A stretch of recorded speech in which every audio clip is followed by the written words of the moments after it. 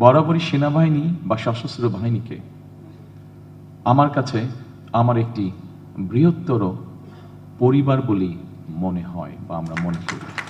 এর কারণ হয়তো সেনাবাসী আমার এবং আমার পরিবারের বেড়ে ওঠা।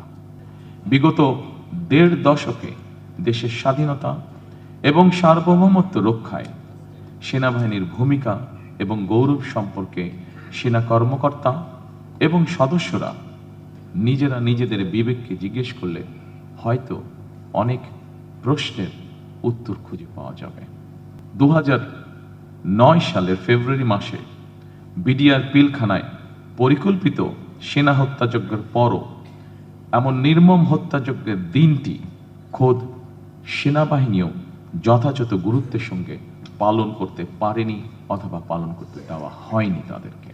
সেনাবাহিনীর হারানো গৌরব ফিরিয়ে দেওয়া হবে, আমি এ ধরনের কথা বলতে চাই না। বরং গৌরব ফিরিয়ে দেওয়া যায় না, গৌরব অর্জনের বিষয়, ধারণ করার বিষয়। সেনাবাহিনীর গৌরব সেনাবাহিনীকে রক্ষা করতে হবে।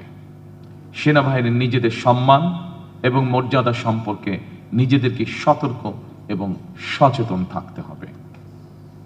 জনগণের রায় বাংলাদেশ জাতীয়তাবাদী দল সরকার গঠনে সক্ষম হলে সেনাবাহিনীকে অবশ্যই কোনোভাবেই রাজনৈতিক স্বার্থে ব্যবহার করতে দেওয়া হবে না।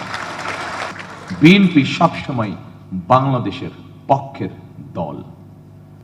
জনগণের রায় বিএনপি রাষ্ট্র পরিচালনার দায়িত্ব পেলে মুক্তিযুদ্ধের স্মৃতি বিজড়িত বিডিআর এর নাম পুনর্বহাল করতে চাই আমরা।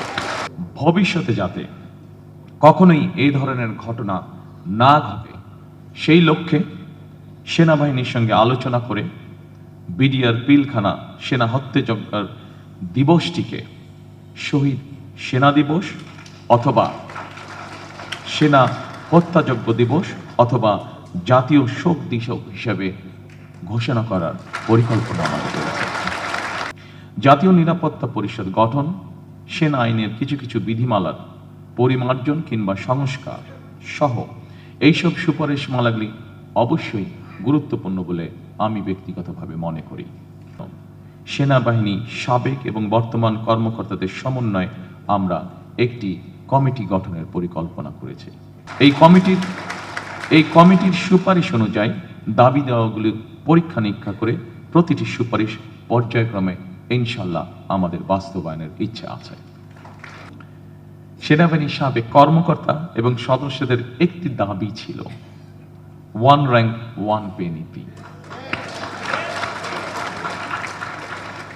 আমি আপনাদেরকে অত্যন্ত আনন্দের সঙ্গে জানাতে চাই যে ইতিমধ্যেই আমরা আমাদের দলীয় ম্যানিফেস্টোতে ওয়ান র্যাঙ্ক ওয়ান পে অন্তর্ভুক্ত করে নিয়েছি এবং এটি আমরা বাস্তবায়নের ঘোষণা এরই মধ্যে জাতির সামনে উপস্থাপন করেছি। ইনশাল্লাহ বিএনপি সরকার গঠন করলে পরে 12 তারিখের নির্বাচনে এটি আমরা যত দ্রুততার সঙ্গে সম্ভব বাস্তবায়ন করব আমরা ইনশাল্লাহ।